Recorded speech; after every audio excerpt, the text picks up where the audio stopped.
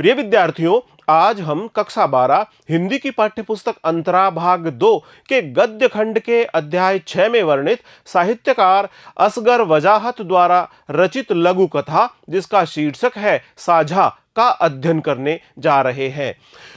असगर वजाहत द्वारा रचित लघु कथा साझा में उद्योगों पर कब्जा जमाने के बाद पूंजीपतियों की नजर किसानों की जमीन पर है और उनके उत्पादन पर जमी हुई है, इसके बारे में बताया गया है। इसमें बताया गया है कि पूंजीपतियों ने उद्योगों पर तो कब्जा जमा ही लिया है। अब ये पूंजीपति चाहते हैं कि वे किसानों की जमीन और उनके उत्पाद पर भी अपना कब्जा जमा लें। गांव का प्रभुत्वशाली वर्ग भी इसमें शामिल है। गांव के ऐसे लोग जो धनाढ्य हैं, जो प्रभुत्वशाली लोग हैं, वे भी इस कार्य में शामिल हैं। वह किसान को साझा खेती करने का झांसा देता है और उसकी सारी फसल हड़प लेता है। किसान जो खेती करने का कार्य करता है उसे साझा रूप में खेती करने के लिए कहा जाता है। उसे ऐसा बताया जाता है कि यदि साझा रूप में खेती की जाएगी तो किसान को अधिक मुनाफा होगा और इस कारण साझा खेती करने के अंतर्गत किसान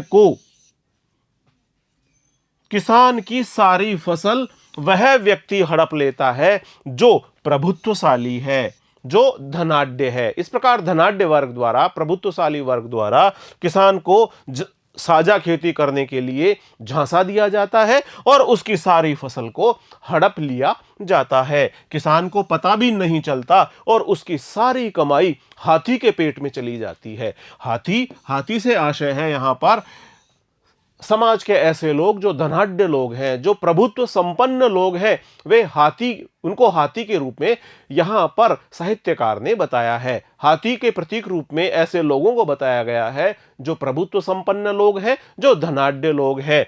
किसान को पता भी नहीं चलता और उसकी सारी कमाई हाथी के पेट में चली जाती है। हाथी को प्रतीक रूप में बताया गया है, धनाढ्य लोगों का प्रतीक बताया है। हाथी को ऐसे लोगों का प्रतीक बताया है जो धन से संपन्न है, साथ ही साथ वे जो हर प्रकार से सभी प्रकार की सुविधाओं का लाभ उठा रहे हैं।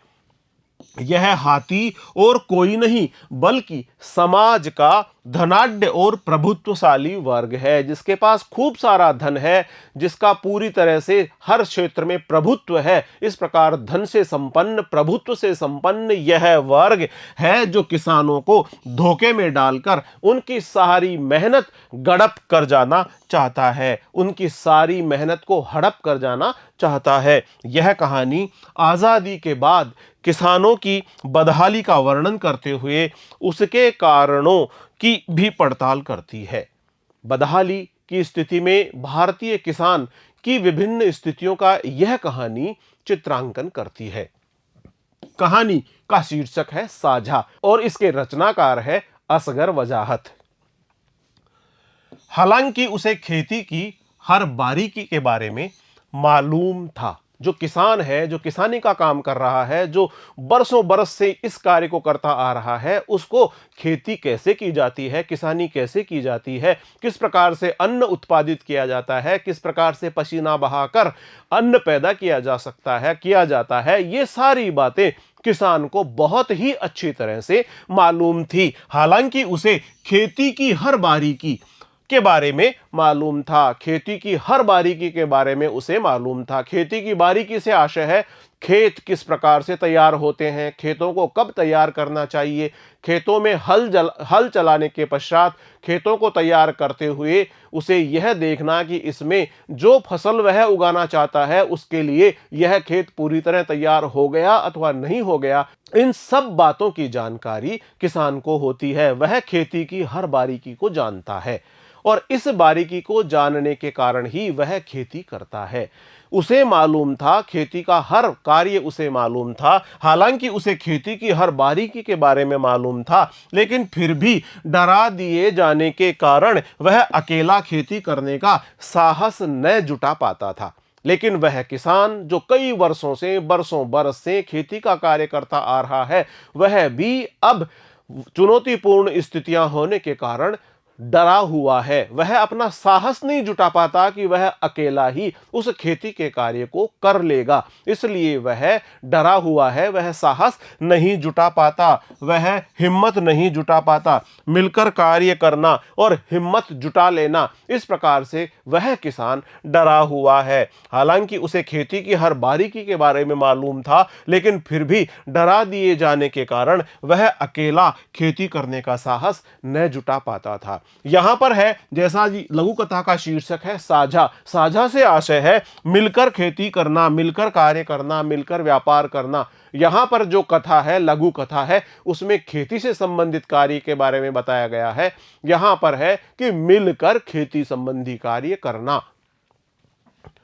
इससे पहले वह शेर, चीते और मगरमच्छ के साथ में साजे की खेती कर चुका था। वह किसान जिसे खेती की हर बारीकी का पता था, वह जानता था कि खेती कैसे की जाती है, किस प्रकार से बीज खेत में उगता है, बीज को उगाने से लेकर किस किस प्रकार से उसको पोसा जाता है, उसमें दवाइयां दी जाती है, खाद इत्यादि डाला जाता है, किस प्रकार से उस बीज की रक्षण पोषण करते हुए उसे उत्पादन तक पहुंचाया जाता है। इस प्रकार खेत की और खेती की प्रत्येक बारीकी को वह जानता है, लेकिन फिर भी वह डरा हुआ है, क्योंकि परिस्थितियां चुनौतीपूर्ण है। विषम परिस्थितियां होने के कारण वह किसान अकेला खेती करने का साहस नहीं जुटा पाता। वह चाहता है कि उसके साथ कोई और मिल जाए, जिससे उसका डर दूर हो जाए, उसमें साहस आ जाए और वह खेती का कार्य कर ले। इससे पहले वह शेर के साथ, चीते के साथ और मगरमच्छ के साथ भी साजे की खेती कर चुका है। यहां पर भी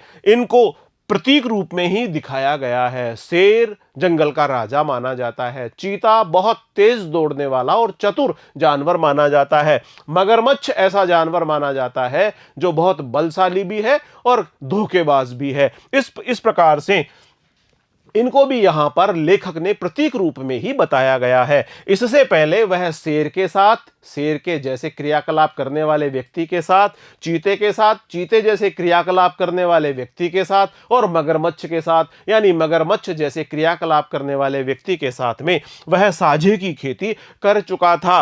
अब उससे हाथी ने कहा कि अब वह उसके साथ साझे की खेती करे। अब हाथी ने उससे कहा कि अब वह उसके साथ में साझे की खेती करे। अब से पहले तो इस किसान ने शेर के साथ में साझे की खेती की थी। इससे पहले तो इस किसान ने चीते के साथ में साझे की खेती की थी। चीते के अलावा इस किसान ने मगरमच्छ के साथ भी साझे की खेती की थी। और अब एक हाथी इस किसान के साथ साझे की खेती करना चाहता था।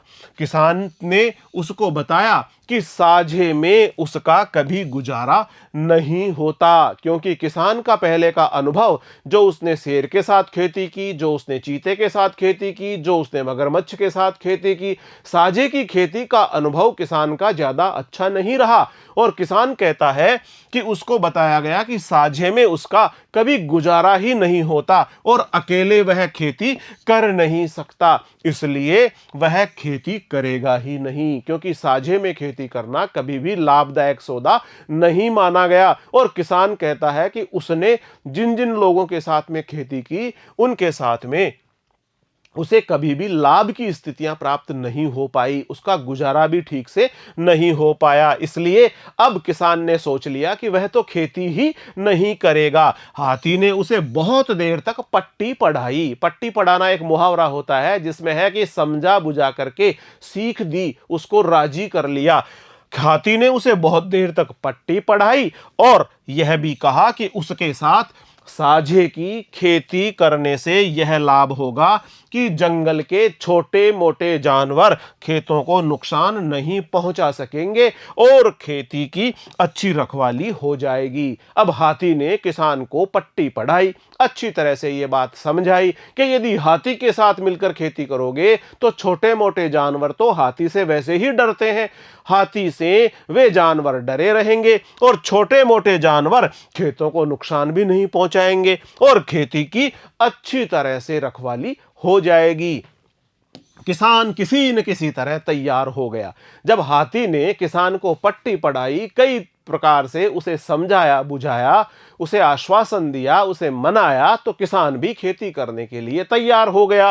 किसान किसी न किसी तरह तैयार हो गया और उसने हाथी से मिलकर गन्ना बोया और किसान ने अब खेती करना शुरू कर दिया, साझे में खेती करना शुरू कर दिया। किसान ने हाथी के साथ में साझा कर लिया और गन्ना बोया। हाथी पूरे जंगल में घूमकर डुगडुगी पीट आया कि गन्ने में उसका साझा है, इसलिए कोई जानवर खेत को नुकसान न पहुंचाए, नहीं तो अच्छा न होगा।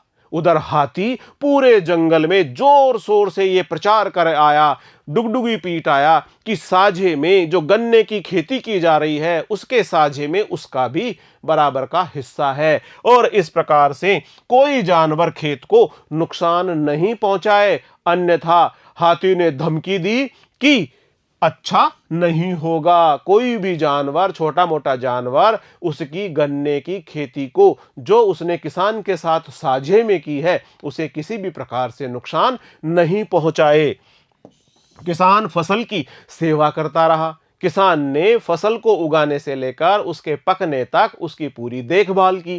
किसान फसल की सेवा करता रहा। किसान ने बहुत अच्छी तरह से फसल की देखभाल की और समय पर जब गन्ने तैयार हो गए वह हाथी को खेत पर बुला लाया और जिस प्रकार से दोनों का साझा था, हाथी का और किसान का, जब गन्ना तैयार हो गया तो किसान हाथी को अपने खेत पर बुला लाया। किसान चाहता था कि फसल आधी आधी बांट ली जाए, जैसा कि न्याय का सिद्धांत यही कहता है, साझे का सिद्धांत भी यही कहता है कि साझेदारों में फसल को आधा आधा बांट लिया जाना चाहिए।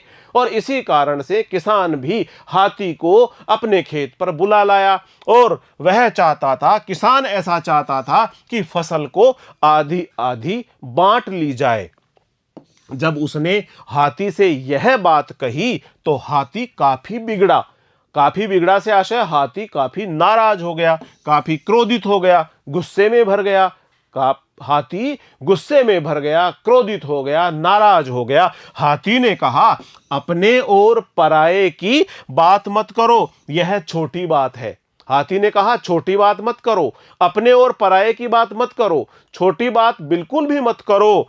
हम दोनों ने मिलकर मेहनत की थी, हम दोनों उसके स्वामी हैं। हाथी ने कहा कि हम दोनों ने ही तो मिलकर के गन्ना बोया, हम दोनों ने ही तो ये साझे में खेती की है, हम दोनों ही इसके मालिक हैं। आओ हम मिलकर गन्ने खाएं, आओ हम दोनों ही मिलकर गन्ने खाएं।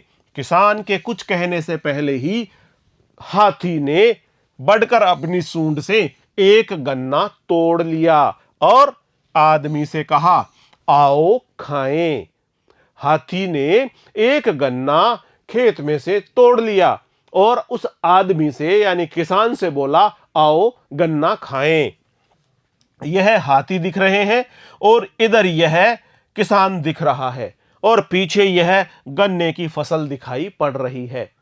इस दृश्य में हम देख रहे हैं कि हाथी ने एक गन्ना खाने के लिए पकड़ लिया और दूसरा सिरा उसने इस किसान को पकड़ा दिया। हाथी भी गन्ना खा रहा है। हाथी ने अपने मुंह में गन्ने का पूरा गन्ना पकड़ लिया, दूसरी तरफ उसने एक सिरा किसान के मुंह में इसका दे दिया।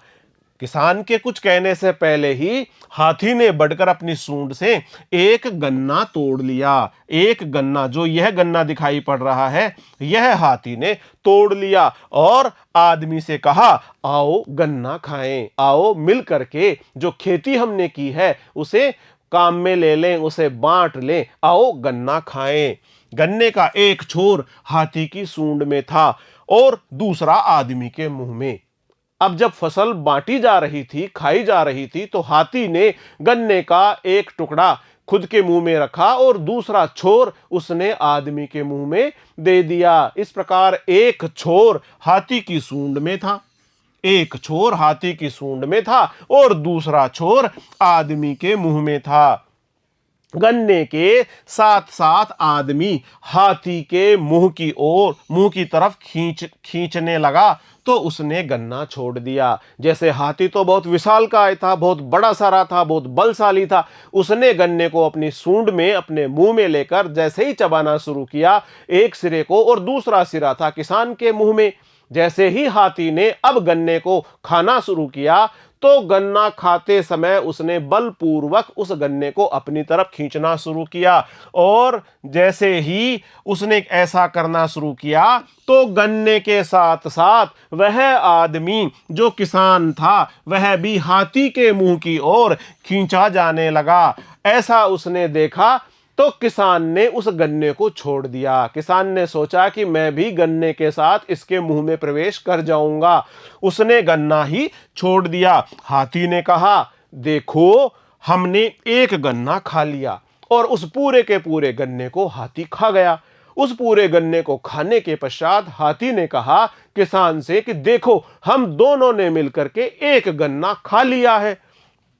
इसी तरह हाथी और आदमी के बीच साझे की खेती बट गई, और इस प्रकार से आदमी ने और उस हाथी ने उस पूरे खेत में उगे हुए प्रत्येक गन्ने के साथ इसी प्रकार से बंटवारा कर लिया। पूरा गन्ने का फसल, पूरा उत्पादन हाथी के पेट में चला गया, और किसान को उस उत्पादन में से कुछ भी प्राप्त नहीं हुआ। वह किसान केवल और केवल मात्र देखता ही रह गया, जबकि पूरी की पूरी फसल हाथी के पेट में चली गई। ठीक इसी पर करारा व्यंग करते हुए साहित्यकार असगर वजाहत ने साझा लघु कथा में बताया है कि धनाढ्य लोग, प्रभुत्व संपन्न लोग किसानों द्वारा पैदा की गई उपज को हड़प लेते हैं। किसी न किसी प्रकार से वे झांसा पट्टी करते हैं, झांसा देते हैं, कपटपूर्ण व्यवहार करते हैं, धोखाधड़ी करते हैं, और किसानों की उपज को, किसानों द्वारा पैदा की गई उपज को वे हड़प लेते हैं। इस प्रकार से हाथी और आदमी के बीच में साझे की खेती बट जाती है। विशेष देख लेते हैं इसका। लघु कथा हाथी में हाथी और आदमी के साझे के माध्यम से लेखक ने ऐसा बताने का प्रयास किया है कि धनाढ्य और प्रभुत्वशाली वर्ग, ऐसे लोग जो धन से संपन्न हैं, ऐसे लोग जिनके पास हर प्रकार से, हर क्षेत्र में अपना अपना प्रभुत्व है, ऐसे धनाढ्य और प्रभुत्वशाली वर्ग के लोग चालाकी से किसान के श्रम का फल उससे छीन लेते हैं। साझे में भी खेती करते हैं, लेकिन साझे में जब बंटवारे का समय आता है तो पूरी फसल ही कपटपूर्ण तरीके से धनाढ्य और प्रभुत्व संपन्न लोगों के पास चली जाती है। हाथी समाज के धनाढ्य और प्रभुत्वशाली वर्ग का प्रतीक है। हाथी को समाज के धनाढ्य और प्रभुत्वशाली वर्ग का प्रतीक बताया गया है, जो किसानों को धोखे में डालता है और उनकी सारी मेहनत को हड़प कर लेता है। किसानों को धोखे में डालता है, उनको झांसा देता है, और कपटपूर्ण व्यवहार करते हुए वह उनकी सारी उपज को, सारी फसल को हड़प लेता है। साझेदारी बराबर वालों में होती है, बड़े और छोटे की साझेदारी में हमेशा छोटा ही पिसता है। इस प्रकार यहां पर धनाढ्य और प्रभुत्व संपन्न लोगों तथा एक आम किसान के बीच हुई यह साझेदारी बड़े और छोटे की असमानता होने के कारण भी इस साझेदारी में छोटा किसान ही अधिक मात्रा में पिसता हुआ दिखाई पड़ता है। धनाढ्य एवं प्रभुत्वशाली लोग यदि गांव के किसान के साथ साझेदारी करेंगे तो किसान को कुछ भी हासिल नहीं होगा। इस लघु कथा की भाषा बहुत सरल है, बहुत सहज है और बहुत ही प्रवाहपूर्ण है। इसमें जो शैली प्रयोग की गई है वह प्रतीकात्मक है एवं व्यंग से भरी हुई है। प्रिय विद्यार्थियों, आज हमने साहित्यकार असगर वजाहत द्वारा रचित लघु कथा, जिसका शीर्षक है साझा, का अध्ययन किया है। अगले वीडियो में हम साहित्यकार असगर वजाहत द्वारा रचित लघु कथाएं, पहली लघु कथा जिसका शीर्षक है शेर, दूसरी लघु कथा जिसका शीर्षक है पहचान, तीसरी लघु कथा जिसका शीर्षक है चार हाथ, और चौथी लघु कथा जिसका शीर्षक है साझा, इन सभी लघु कथाओं से संबंधित अभ्यास प्रश्नों का वीडियो लेकर शीघ्र ही आपके समक्ष उपस्थित होंगे। तब तक बहुत बहुत नमस्कार।